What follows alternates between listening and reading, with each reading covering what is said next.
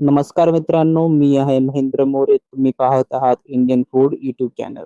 या चॅनलवरती नवीन असाल चॅनलला सबस्क्राईब करा व बेल आयकॉन दाबून नोटिफिकेशन ऑन करा.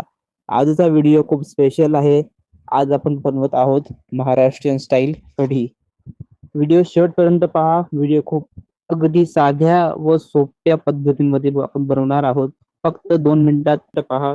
आवडला असेल तर लाईक करा, कमेंट करा, शेअर करा व चॅनलला सबस्क्राईब करा. धन्यवाद. तर चला व्हिडिओला करूया सुरुवात.